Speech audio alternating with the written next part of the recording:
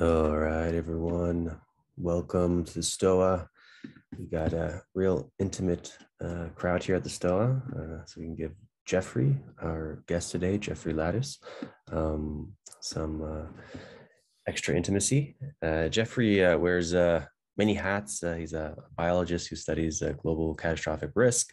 He's also a cybersecurity consultant who runs a cyber security consulting company called Gorgian Research.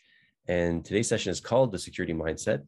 And Jeffrey's going to share some protocols, some thoughts on how we can protect ourselves in this wild place called the internet. So buckle up. I'm going to tag in Jeffrey in a moment, and he's going to share his slide, and then we'll pivot to Q&A. So if you have any questions, just pop them in the chat anytime, and I'll call on you. You can ask your question to Jeffrey. So Jeffrey, welcome to the Stoa. Hi, everyone. Thanks, Peter. Thanks for having me. Just a few more quick things about sort of what I'm up to and some context. I have a consulting company, and for the last 6 months or so, I've also been on the security team for Anthropic, which is a new AI organization. And the thing I've been working on, so my bio is a little out of date. I was doing a lot of biosecurity work as of last year. This year, my focus has been sort of on this question of like, how do we secure AI systems, especially as AI systems become really powerful? And I don't know if any of you guys have been following like recent news with like DALL-E 2, some amazing computer generated artwork, and with like Palm, this language model coming out of Google. But we're starting to see just like really amazing capabilities in the AI space. And while this is kind of cool, it's also kind of scary, especially thinking about sort of some medium term and maybe even near term risks from sort of AI and artificial general intelligence. So that's sort of like an aside, because it's not the main thing I'm talking about, but we can totally talk about that if we'd like. So let me present my screen.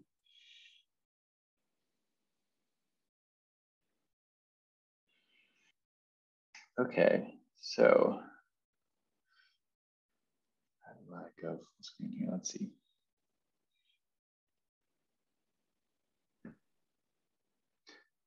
Great. Can you guys see these slides pretty okay? Cool.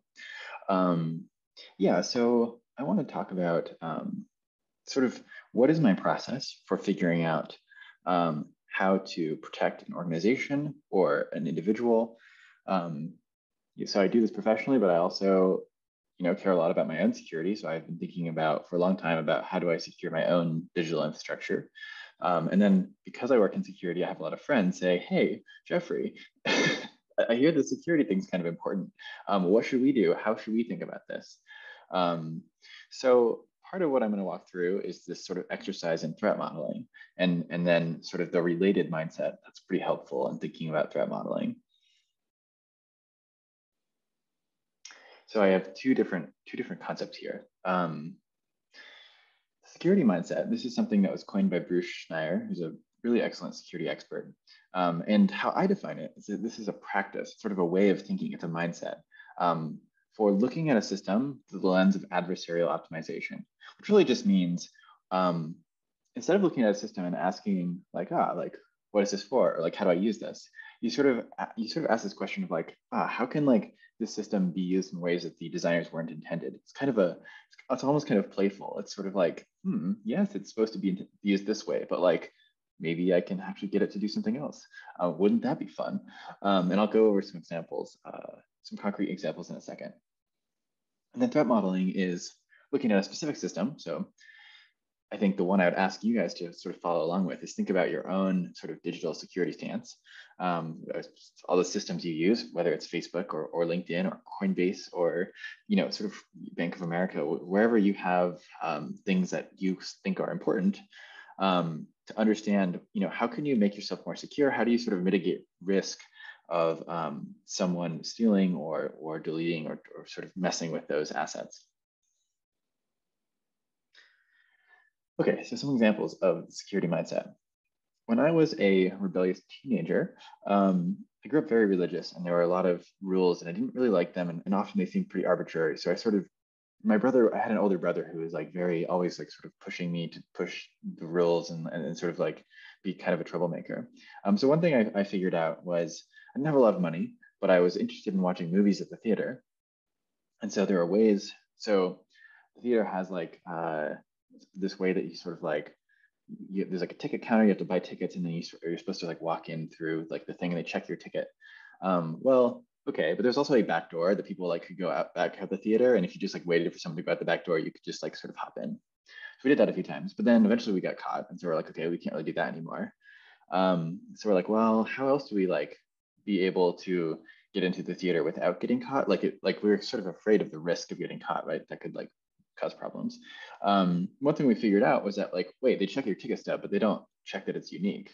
So what we do is have two people buy tickets, and then one person would go out with two ticket stubs, pass one to a friend. Those people would go in. Then they would pass that to another friend. That person would go out, and then you can just get, as long as you buy two tickets, you can get arbitrary numbers of people in. And so this is an application of the security mindset, right? You're like, well, this is how the system is supposed to work. But like, how could the system work in an unintended way? In a more advanced sense, so some examples from computer security. So yeah, I'm sort of explaining the security mindset. This is often something that comes up, in very technical sense, like, oh, how do we like hack the system? But it also can come up in like all sorts of systems. So not all of like the security mindset is about like in particular computer hacking. A lot of it can be about like, oh, how do we just like think about systems in novel ways? But that being said, there are some really interesting technical examples. One of them, yeah, and one of the things I like about security is that a lot of it sounds ridiculous, like it can't possibly be true. For example, one thing that happened in the real world was that in, I think like 7 or 8 years ago, there were a bunch of NSA tools, hacking tools that were stolen by a group called the Shadow Brokers, which were probably like a Russian state-backed agency. But like, yeah, the Shadow Brokers like stole these NSA hacking tools and then like released them to the world. And then the North Koreans took these hacking tools and like made this ransomware that spread like all over the world and like locked up millions and millions of dollars of assets. And I'm just like, wait, what? That's real? But yeah, it totally is. So in a similar example, there's an Israeli contracting, sort of like security contractor group. What they do is they make hacking tools and they sell them to countries for the most part. I think they've like sold to like several dozen countries. They're super controversial. I think for good reason, because they sell to Saudi Arabia, and Saudi Arabia targets journalists. And in my mind, this is like pretty unethical. But how they do it is really interesting. So what they do is they try to develop what are called zero-day exploits. The reason they're called zero-day exploits is that when you sort of in security, when you like discover a vulnerability in a system, you are supposed to report that vulnerability, and then whoever makes that software, whether it's Google or Apple or whoever, they patch the vulnerability, and then you sort of like want to know how many days has it been since this vulnerability has been reported and patched. But if no one knows about it, it's sort of the 0th day. And so what this company does is they find vulnerabilities and they don't tell anyone about them. Instead, they develop exploits for them, so that they can basically hack systems that have not been patched because no one knows about the exploit. In this particular example, they found, on iPhones, there is an application called iMessage. If you guys use iPhones, you're probably familiar with it. It's sort of the default like text message application. And one of the things you can do in iMessage is you can send each other GIF messages, like haha, silly dog, or like, dancing cow, or, whatever you want to send. Pretty simple, right? But what these researchers found is that there was a certain way that you could manipulate a GIF within. So they basically could send a GIF, like a text message with this GIF in it, to an iPhone. And the code that parsed the GIF actually contained a bunch of libraries for parsing PDF files as well. Because sometimes in code libraries, your code does a bunch of different things. And one of the things this code did in this particular case was parsing PDFs. And that PDF parsing code contained this really old code for compression, because sometimes you need to make a PDF file smaller so it could fit into a printer. And that compression library contains some like really interesting like logical operators like and or. And I'll sort of like summarize because this is very technical, but like I can share the blog post afterwards. It's fascinating. But what they ended up being able to do was sort of build their own bootstrapping system within the like GIF parsing code, so they could run arbitrary commands, and they were able to take over an iPhone just by sending this malformed GIF without any user interaction. And this was the crazy part. So just to zoom out for a second, what this enabled them to do, you have this Israeli group. They developed this exploit that exploits iMessage on an iPhone. Now, this is like a brand new, fully patched iPhone. And what it allows them to do is it allows them to silently, without the user having to interact at all, or even being aware of it, take over the ability of the phone to record people, look at any of their text messages, their video messages, and basically do anything that the iPhone could do. They now had control over it. And so, yeah, this is an interesting example where someone took some piece of code that was really not intended for that purpose, and then used it to, find an exploit, gain complete control over the device. There's many more potential examples. Those are just a few. Okay, so that's like basically how hackers think.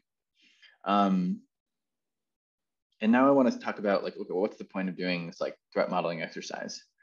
And really it's about prioritization, right? It's like, okay, so one of the things that I can tell you, and in fact will tell you, is that if you're looking for low-hanging fruit in your own personal security, one thing I'd recommend is use strong two-factor authentication for everything. So instead of just requiring a username and password, you should also have a second factor. Now that could be something like Google Authenticator, or even better, it could be something like a YubiKey, which is a little USB device that you plug in. And so when you first log into a new account on a computer, you plug this in and you like press a button, and then it says, okay, great, your second factor is authenticated. Okay, but like, why do I know that that's like a really good security measure? Well, the answer is that I've done sort of this threat modeling exercise for myself and for a lot of people like me, and I have concluded that this is like a really good ratio of like effort to reward. And so, there's a lot of other things you could do as well. Like, for example, I could say, only use an air-gapped computer and transfer all your files via flash drive and like never interact with the internet. That would in fact, or like directly, that would make you much more secure. But like, that's probably not very calibrated to the kinds of threats that you're going to be facing. So, all right, that's like not a great use of your time. So I'm not going to tell you to do that. And then the way that like which one to prioritize is by having done this threat modeling exercise. So like, I started with talking about the security mindset, and the security mindset I think is like a very sexy, fun way to think about things, because you're like, man, there's a system. I bet they didn't think about how I could like do this, or like I bet there's like these assumptions that can be violated. The sort of like less sexy part of security, though I still find it very interesting, is thinking about risk. And it's just like, man, like there are things that we don't want to happen, and how should we think about these? And there's a really crisp conceptualization of risk, which is just the severity of a bad thing happening combined with the likelihood that that thing will actually happen. Well, that will come up in a second. So when threat modeling, it's really useful to start with what are your assets.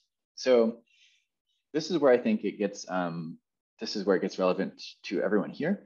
And so, there's sort of ultimate assets, which are like, what are the things that you really don't want someone to be able to steal, like your money, maybe like your privacy. So like maybe like your private messages, I don't know, nudes, whatever, like things you don't want people to steal. And then there's sort of proximate assets. This is like your password, where like, it's not that you care about someone knowing what your password is. It doesn't contain private information itself, but if someone could use your password to then get access to some of these other assets.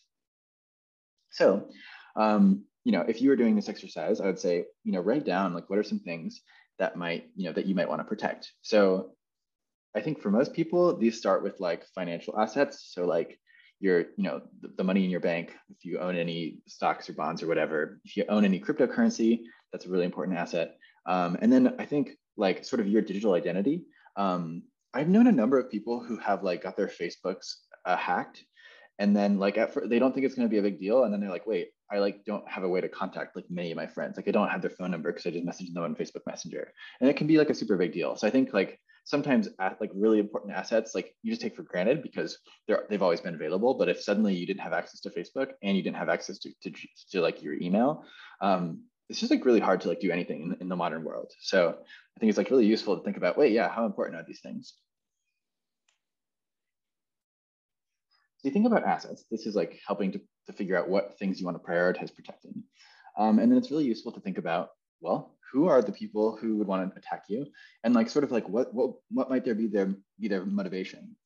In the case of individuals, this is usually going to be something like people want to steal things for money.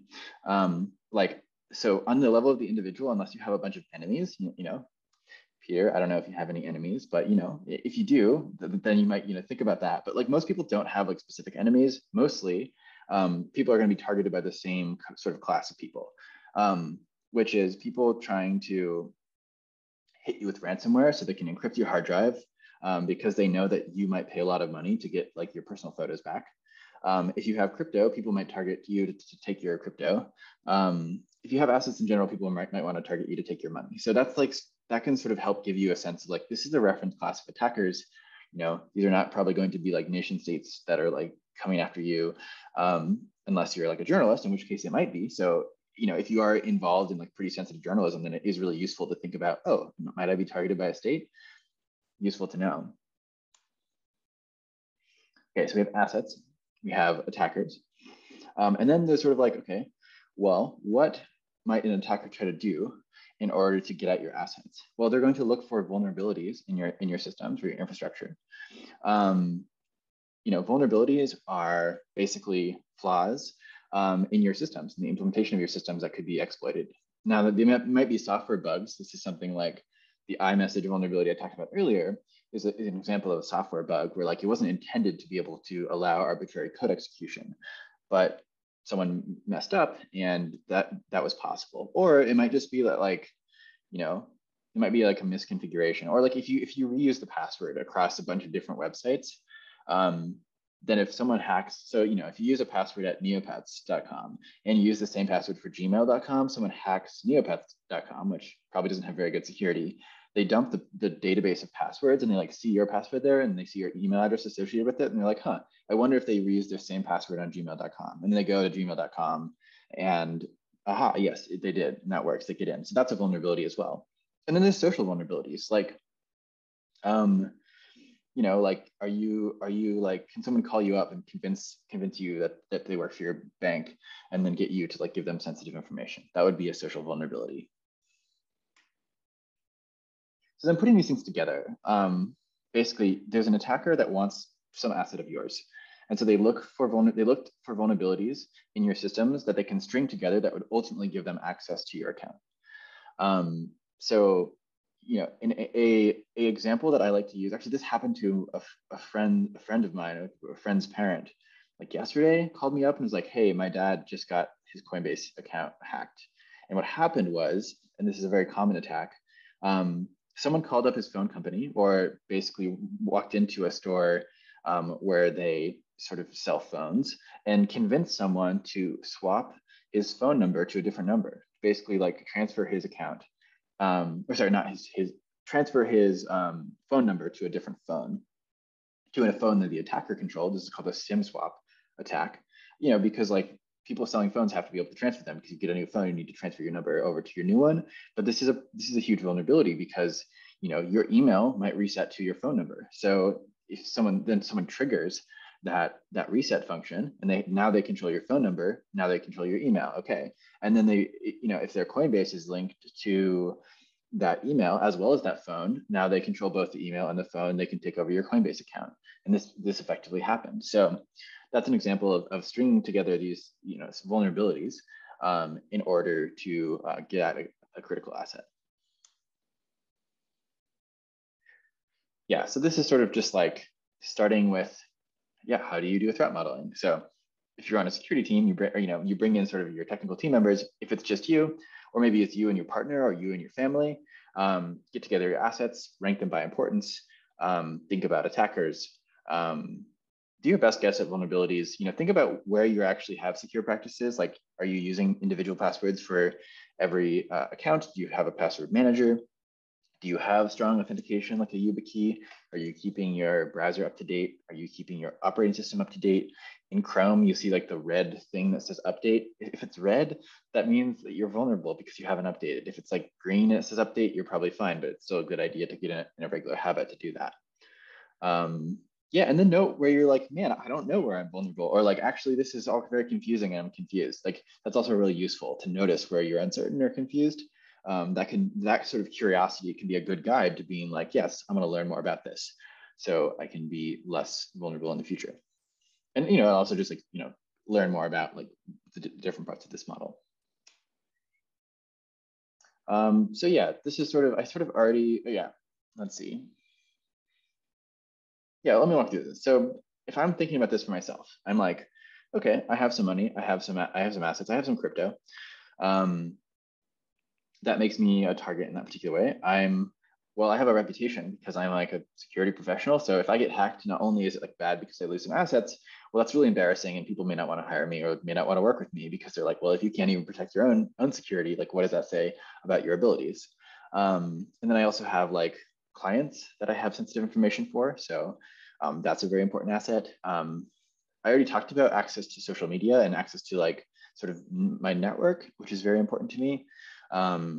Personal private information, like I just don't want people to read all my messages. Then I have like physical stuff, like a car and my rollerblades. Like I don't want my rollerblades stolen. Though, if someone steals my rollerblades, that's better than someone stealing my car, right? The financial value is just super important there. And then there's like sentimental value stuff, right? Like my pictures, and pictures is a huge one. So, I mean, we're talking about security here, but like, really this is all about risk. One way that you can lose your stuff is if you forget to back it up. So like, I think sometimes you can prioritize security and you make your thing really secure, but then you like lose stuff anyway because you just didn't actually like back up your stuff. So I've seen this happen to a lot of people too. The same with like securing access to accounts. Like you make your thing really secure, you use YubiKeys to secure your accounts, and then you like lose your YubiKey and you're like, oh shoot, I can't access my account. Well, that's not that much better than if your account was hacked. So there's like, really important to protect your assets by backing them up or like making sure you can maintain access as well as making sure they're secure.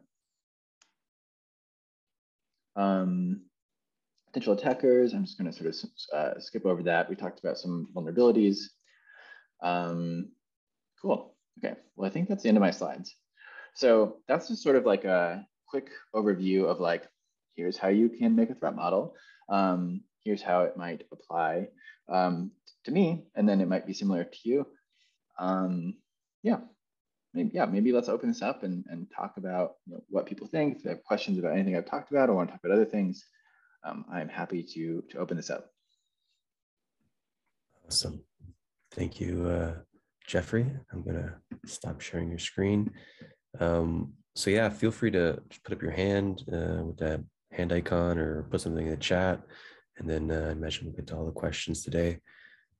Steve, you had about 3 questions.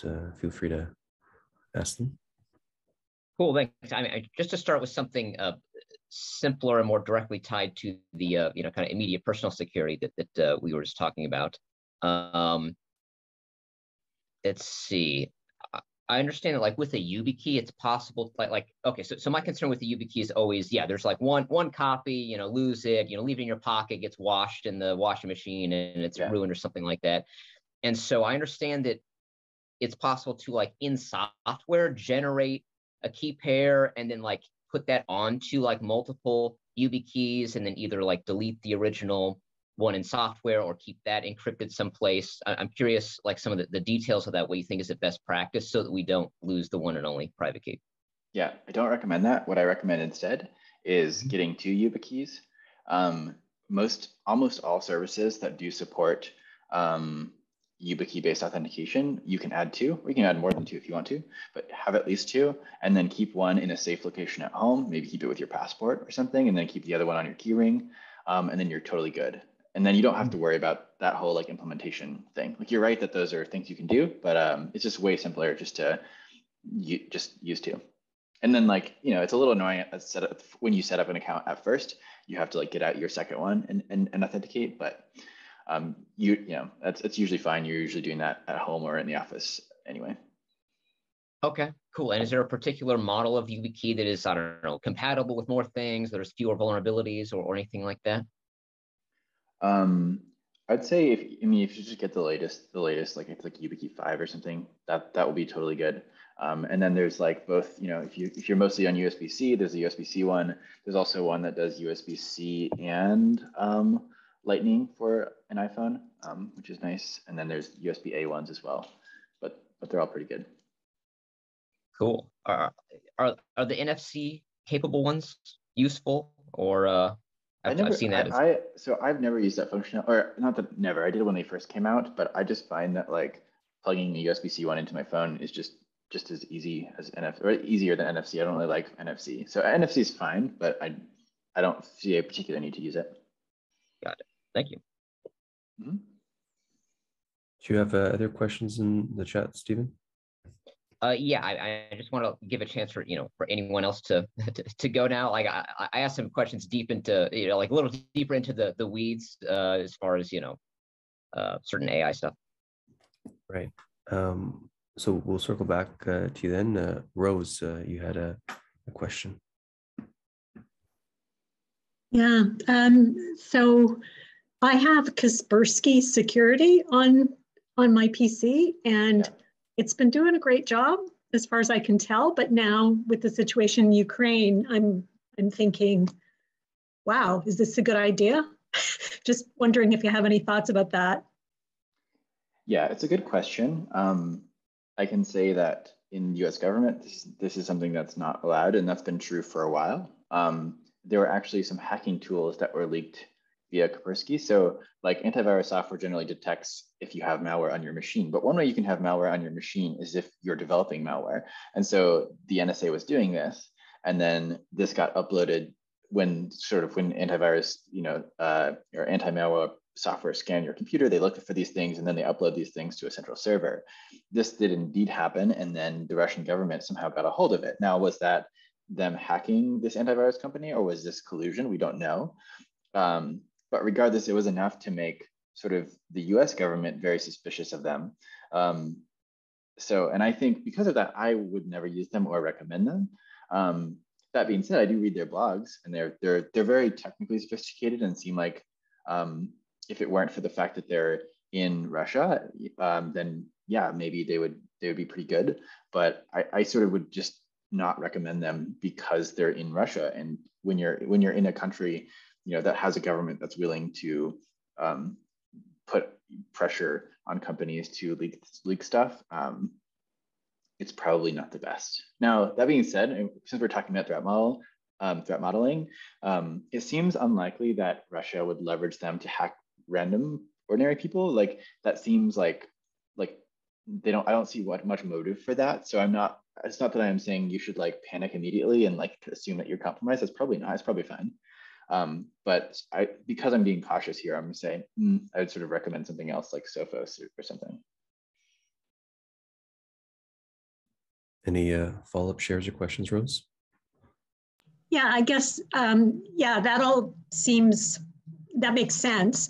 I guess my concern, in addition to what you're saying, it's not sort of them targeting me specifically, but just everybody at once that has their software. I mean, they could just do like a coordinated thing. So that would add to what you're saying, but yeah, they could. I mean, that's totally technically possible, and I don't have any special insight into how likely that is. Like, it would be a really big move and kind of unprecedented, but also totally possible, and like hard to predict what the Putin's administration might do or might try to force them to do. I think they would be pretty resistant to that in terms of like their reputation and everything, but it's certainly possible. Awesome. Thanks, Rose. Stephen Bliss, you had a question. Yeah, I guess my question is about protecting accounts with like traditional financial account services like Vanguard or Fidelity, both like an individual, but also maybe like we'll just ask like if there was how they protect themselves from like a general attack. Yeah, I don't love their security options overall. I think, but I just don't know what to say about the financial industry, which is like, you'd think that they'd be a lot more secure given, how much money goes through these systems, and they just don't seem to be. But that being said, I don't know, I'd say just try to use best practices you can, use a really strong secure password, use whatever the best two-factor authentication options they allow you to do. I'd say it's sort of standard security advice for those accounts. And then I'm not sure in terms of, I haven't investigated sort of what they do on their end. It's a good question. In terms of like sort of standard retail banking, I know that Bank of America, while I don't like them for other reasons, the thing I do like them is that they now support using the YubiKeys for authentication, which I think like maybe the only sort of retail bank that allows this, which is pretty nice. But all banks should support this. It's so obvious, but they mostly don't. I don't think Vanguard does, unfortunately. Any follow-up shares or questions, Stephen? No, I mean, if we get into AI, I have some questions, but not on the security component. Or I mean, deeper question, I guess. So on the security piece, so someone's coming to you, Jeffrey, with like a complete noob, any like devices you would recommend, like phones or like BlackBerry or the Black Phone, any computer or laptops, like Purism, Librem, and then any sort of like email providers like Proton Mail, like any kind of, what would be the basic recommendations you would offer someone? Yeah, so I'd say there's two tiers. There's sort of like, are you talking to something to make you a bit more secure in your everyday computing use? For that, I would say either use a relatively new iPhone or Google Pixel phone. Since these are phones that get security updates directly from manufacturers, they're going to be a lot more secure than like a Samsung Android phone, because Samsung has to get the updates from Google and then they sort of have to implement them, which is going to be a lot slower. And then generally the new phones are going to be more secure than old phones. It's like if the old phones don't like support security updates anymore, that's like a pretty bad thing. And then in terms of encryption, I would, encrypted messaging, I would recommend Signal. Just like Signal is a great platform and it's been really very well vetted. And so in terms of just like using end-to-end encryption, I'm like, yes, use Signal for everything if you can. I mean, I use Signal for lots of things. So that's my recommendation for the basic thing. But if you're asking about like, okay, but what if you want to go a step further than that? I think there are options. Proton Mail is decent. I mean, I think like I trust Signal more than I trust Proton Mail. Now, Proton Mail has some advantages in terms of it's easier to sort of be anonymous, right? So you can like, and also it sort of interfaces with email, which is nice. But yeah, I mean, Signal just like has very reliable end-to-end encryption. And I would say I just trust it more than Proton Mail as a whole.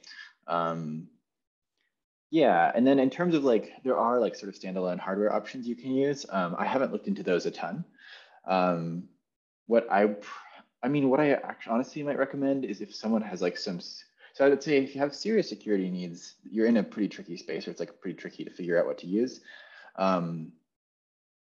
You can use, yeah. So I'd say like if you're a noob, I'm like, well, probably just use Signal. That's probably your best bet, because then you don't have to like worry about configuration of stuff. Like it should just work out of the box. If you're a noob and you want to be really secure, I'd say, okay, well, get a separate phone, an iPhone or a Pixel. Don't do anything on it except for the main things that you care about for security. And then, yeah, run Signal on that with a different number and try to have that number not be tied to you in any way. Don't use it for anything else. And then, this basically stock phone that you're not installing any other applications on, you're just using encrypted messaging and maybe a few other things that are like for your secure collaboration. And then I'm like, that will be pretty good. That will offer you like a pretty significant protection. And what's nice about it is you don't need to have like knowledge about like really secure systems. You can sort of rely upon code that other people have already vetted. Now, there are additional things you can do to be much more secure than that, but they're like beyond basic level. So it's like, well, yeah, run Tails. This is like a distribution of Linux that routes everything through Tor, and it doesn't store anything on your hard drive. So you can go and you could buy a sort of burner laptop at a box store, and then you can install Tails on a flash drive, and you could run off Tails. Like I can totally talk about those things, but at that point, I'm going to lose most people because it's like pretty difficult to implement. And so that's like, yeah, you should probably do that if you're like buying drugs in the darknet or whatever. But not that I recommend that. I'm just saying that's, it's sort of like what your threat model is, and also like what your abilities are, and sort of practically like how much effort are you really willing to do. Brave is good. Yeah, Brave is like good for just having ad block built in, which is nice, especially on a phone. Because Chrome, because like on a desktop you can use ad block, which I recommend everyone use ad block, both because ads are terrible, but also for security. Malwares can easily be sort of piggybacking on ads. Yeah, Tor browser is good. Also, yeah, sort of the 80-20. If you're on your standard computer, yeah, use the Tor browser if you want to look up things that are sensitive. It offers you decent protection in terms of browsing anonymously, much better than a VPN, in my opinion, in terms of like real anonymity. But it's also annoying to use, so just keep that in mind. Yeah. So I'll take in maybe one of the Stevens in a moment to pivot to the AI topic, but sorry, real quick, Peter. I noticed a question about Proton Mail as an alternative to Gmail for the primary email. Is it worthwhile, necessary, functional? I mean, I just don't think that. I don't think that there's. I mean, it's like fine to do. And if you don't want Google to have, if you prefer some other company to store your stuff instead of Google, I'm like, that's cool. I can see why you want to do that, but I don't think that really is offering you that much more like protection in terms of security. I would just say do your sensitive chats via Signal instead, and then use Gmail for normal stuff. But it depends. Proton Mail will offer you some protection, especially if you're emailing other Proton users. That's where you get the encryption benefit. But if you're emailing people with Gmail, it's like, okay, well, if the government wants to like look at your emails, they will go and they'll say, hey, Google, please give us the logs of everyone who emailed this Proton email server, and they will, which will be most everyone. So it's like, yeah, not that useful. So Kevin wants me to read his question. So how do you think about identity protection? For example, there's a growing number of ways to be pseudonymous online, Twitter alts, private Discord channels, etc. Recognizable names might be Bansky or Q of QAnon. How might one do a security assessment on something like this? Big crypto owners is another example.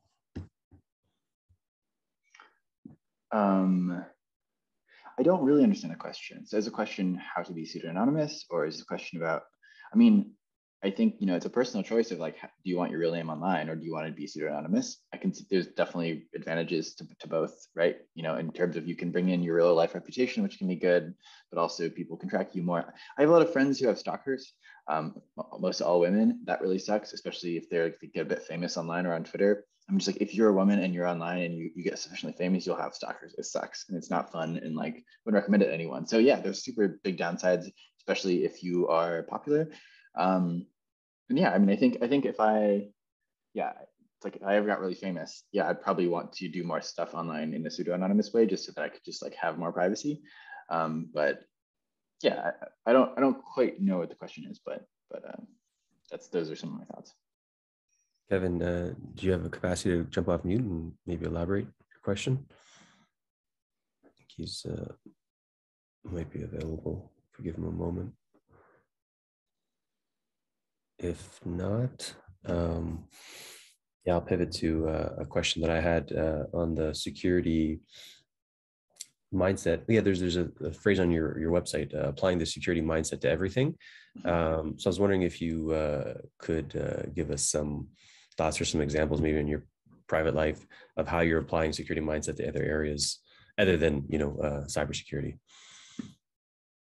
Yeah, totally. Yeah, it's kind of funny because I had another Twitter thread where I was talking about like relationships and kind of being a romantic, and then some people like snarkily commented like, well, you're not going to have success, you're just applying the security mindset to relationships, which I didn't say I was, but I said I was applying it to everything. So they were like, haha, we'll make a joke here. And I was like, well, I'm not really doing that. And I'm like, am I doing that? And I'm like, well, I think it is actually really useful in relationships to think about ways the relationship might fail. And this is not necessarily like,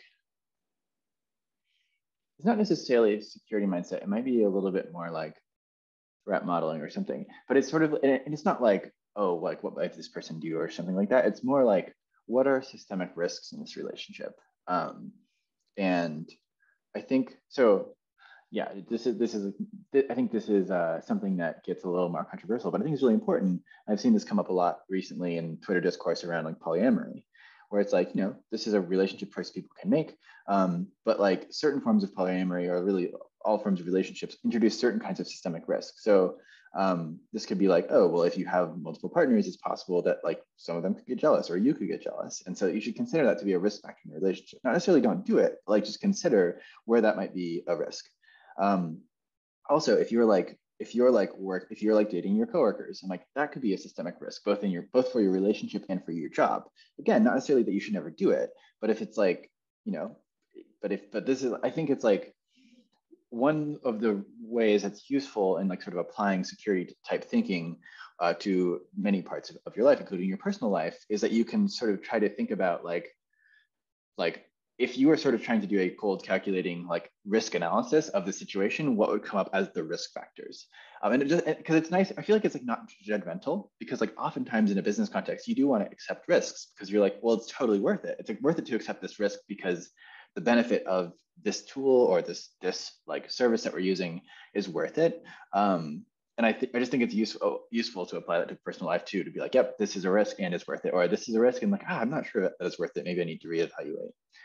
So that would be one example. Another example is how I think about sort of the long-term future of humanity. And that's like actually probably like why I put that tagline there, is because I sort of started off in security because I was like, this might be helpful to humanity in some way. I'm not sure, but I like want to sort of like have my career to be on track to benefit humanity in some way.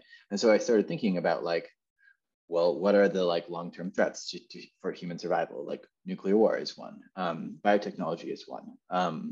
What kinds of viruses could we engineer? Like, what's the worst case scenario? And then just like going through all of these and thinking about like, yep, how could this fail?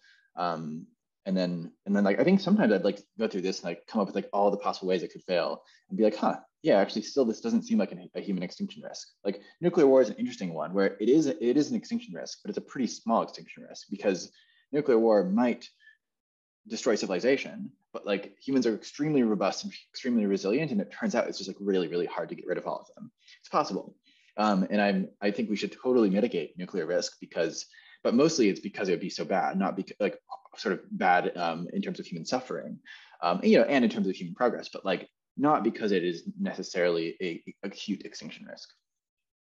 And like biotechnology is an interesting one because like while like any expected pandemic is way less bad, way less severe than a nuclear war, the tails are probably worse. And so I'd actually think there's more likely to be human extinction from biotechnology than from like nuclear conflict, just because of sort of some of the systemic nature of biotechnology compared to nuclear. And so like one thing about biology is it's self-replicating. So as long as you can like find the right selection criteria, you could create something that sort of gets set into motion and then, completely changes the biosphere or something. And just a quick follow-up on that, like one thing that seems to make like a difference between something like via negativa, the principle of via negativa, compared to the security mindset, and the principle of via negativa just focus on like, the bad shit that could happen. And is this adversarial optimization piece. And so I'm curious of those examples that you gave, like existential risk and like relationship failure. How would adversarial optimization kind of function or work in those examples? Yeah, so in like the nuclear example case, you might say, well, all right, like if you imagine nuclear war, you're like, oh, what happens? And then you're like, okay, well, could it be worse? Like, well, nuclear winter. Okay, but nuclear winter might not be that bad because of this. And then you're like, could I make it worse? What if you target all of the cities that are going to burn the most well? Would that work? No, probably not. Well, what about radiological weapons? Like, could you? And so, like, if you sort of put yourself in the mindset of attacker, you can sort of like keep iterating on like, what are your worst plans? Like, you're like, if you're optimizing for this target, like, what do you do to try to make this like worse and worse and worse? And if you like, now you still have to like be careful that like you're only one agent, so you're not necessarily going to find all of the things. But it is really useful. I think oftentimes you can sort of go through and like sort of iterate to try to find like what are the worst case scenarios, and that sort of gives you some upper bounds for how bad the thing could be. And I think that can be pretty useful. But the optimization part is like you thinking intelligently and creatively about how to attack the system. And I think oftentimes people just like stop before they get there. They're like, well, nuclear war wouldn't be that bad because blank. And you're like, oh, did you think about trying to do this thing that would make it worse? And they're like, oh, no, I didn't.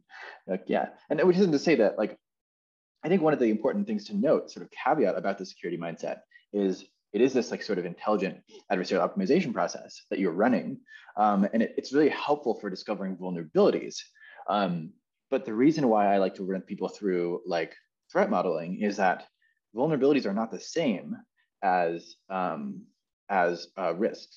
So vulnerabilities is one factor in a risk assessment.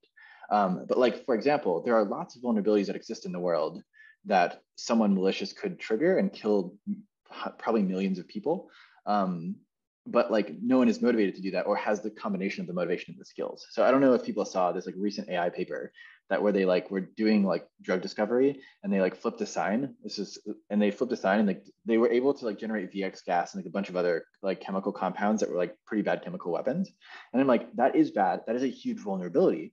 But I don't think it changes our risk that much because the people who like wanted to make bad chemical weapons pretty much already could.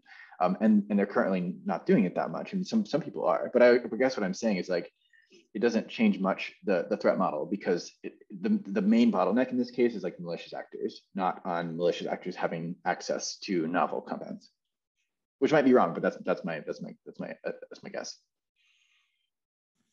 All right. So let's maybe pivot to the AI thing. So Steve, if you want to ask your question. Sure. So we're talking about, existential risks and things like that. So one that I've been thinking about a lot, and that you and I exchanged a couple of tweets on like a week and a half ago, is around what I call AI super hackers, right? It's like AI is getting more and more advanced. Our software is Swiss cheese. Tens of millions of lines of code that you built up into the software stack, and so, this framing points to several questions, right? It's like, is there a secure foundation that anyone has even started to kind of rebuild a computing in a secure way? Is there like even like a minimal operating system, for example, that you think is worth building on top of? And then, there's other questions after, but let's start with that. Yeah. I think I want to start by just saying, yeah, I think this is very important. And overall, my like gut level feeling about it is just like unease and I just like don't feel great about it. Which is basically like, no, I think that modern operating systems and the modern software stack is just like super insecure and riddled with vulnerabilities. And just like, the problem is that it's totally adequate for what we need it for right now. Like it works. I'm like talking to you guys on a software system and it mostly works and I'm mostly not being hacked. And I just consistently don't get hacked, which is great, but it's not sufficient to protecting something when the stakes, when the asset is something that could destroy the world. And I'm like, oh God, no, please, let's not develop on this software stack. But we don't necessarily get a choice about what software stack we do have, and sometimes have a choice about what software stack to develop on. But I think what you're saying is like, are there better options? And I'm currently like, not that I know of. Now, I know that there are people doing sort of fundamental research in this space, and I don't know that much about it. And the reason I don't know that much about it, well, two, one, I just like haven't looked into it and I'd like to, so that was just like a sort of time management thing. But the other one is like, what I do know is that nothing is developed enough for me to be like, hey, coworkers, please develop on this platform that's much, much more secure. So there's nothing mature enough that's like close enough to be doing that. I mean, there are more secure operating systems, right? That totally exist. So there's like OpenBSD. I'm like, yeah, OpenBSD is a lot more secure than macOS. Like, there's no question about that. But it's like pretty hard to develop, just like be like, hey, new company policy, everyone is developing on OpenBSD, right? Like that's just that's hard, and you can potentially do that in some environments, but like it's not trivial. So I think potentially it could be impactful to have like a push towards more sort of like securing the base of our stack, but I don't know a path to do that in a way that's like practical. Okay, thank you. And so like another sort of piece of this is, like when I think about like, okay, what if the next, Julian Assange or Edward Snowden or Chelsea Manning or someone like that is like, about to leak really important information, but it's so easy, once whatever NSA, CIA, Chinese government, Russian government has like more advanced offensive capabilities in a few years. I mean, if they could just target any one person, and it's, and they can feasibly get in, I don't know. I just worry about this related piece that's more tied to kind of Pegasus and stuff there, where it's like if the cyber industrial complex is continues to sell these weapons, then lots of parties could buy these up and then target one super important person that's about to expose all this criminality, and we can have this kind of permanent oligarchy. You have a solution for permanent oligarchy, Jeffrey? Yeah, so I think it's interesting. So there's a discovery process here that might be some mitigation against this. So it's like, yes, it might be the case that like any individual journalist is vulnerable, but you still have to identify who that journalist is. Like, an interesting thing about Snowden was that no one knew he was going to leak. So like, even if they would have tried to deploy Pegasus tools against Snowden, which they probably didn't exist then, but whatever, even if like he worked at the NSA, right? The NSA could have just been like, no, we're not giving you access and you're under arrest, if they knew who he was. So he was protected by this sort of like, the world's very big and there's many people, and the NSA is very big and have many contractors, which isn't like a systemic solution, but I think it does point out like the problem is bad, but like not that bad, and like targeting is very real. So like one of the things I was saying about sort of like ways to communicate securely is I'm like, yeah, use a different phone number. Pegasus can only target you if they have your phone number. So if they don't have your phone number, then like they're gonna have a really hard time sort of doing the discovery.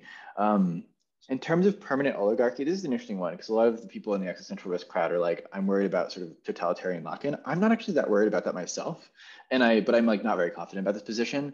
My take is something I don't think like permanent surveillance state or permanent oligarchy is very stable. But this is like caveat with like, I think with powerful enough AGI, yes, it could be stable, or sort of almost any configuration could be stable. But then that has a lot of like upstream risk of just like, okay, but if we're positing an AI system that powerful, then like I'm already worried that we're dead from something else. I mean, or something, dead from sort of just misalignment of that system in general. You still have to hit a pretty narrow target to successfully deploy a really powerful AGI system that also locks you into a totalitarian like surveillance state. That's already solving a bunch of problems that I think are like extremely hard. Okay. But just, you don't think just like the party that creates the AGI like automatically is so much more powerful than everyone else, they can kind of do whatever they want? Yeah, I mean, it's a really complex question because it's really not obvious what it means when you deploy a system that's very, very much smarter than you. So there's this concept of like corrigibility, which is, does the system do what you want it to do? And there's a concept of alignment, which is, does the system do what you really deeply want it to do? Or like, sorry, corrigibility is like, does it do what you tell it to do? And then alignment is like, does it do what you really want it to do? But at the point it does what you really want it to do, it's like, are you issuing commands to it? Or is it just like doing its thing? And you're like, great, this is awesome. I think it actually looks more like that because it's sort of like, I mean, it's like sort of like a child or like an animal where you're like, you have a guardian figure that's much smarter than you, and like the sort of successful aligned situation is like, yes, it might do what you say some of the time, but it's like overall just going to be like really good at making you like have a great time and be really happy and have a really like environment. And have a lot of freedom. I think it will feel like a lot of freedom, but in some sense, it's just like philosophically hard to know what that means when you have this huge capability of intelligence difference. Thank you. Awesome. The other Stephen, did you have any question you'd like to end off with? I'm not sure it's a 3-minute question, but it was actually along the lines of like AGI, whether people that in AI think that's plausible, in a non-embodied, non-emotional system. You cut out for a second, so I didn't hear the middle of that. I'm just asking about like the plausibility of AGI, like, an actual really general intelligence, what people that that work in AI, if they think that's really plausible. Yeah, I mean, I guess what I would say is all the people I respect in this space think it's very plausible. They disagree about timelines. They disagree about how hard it is to align with human values. But they like they may disagree about abstract questions like will it be conscious or not. But I think in terms of capabilities, in terms of will there be, can we create agents that will, be basically better, as good at or better at humans in most domains that we care about, it seems very likely. And then based on what I've seen, it also seems very likely. It might, I think it's likely not going to take that long too. Like my guess is the next, 1 to 3 decades.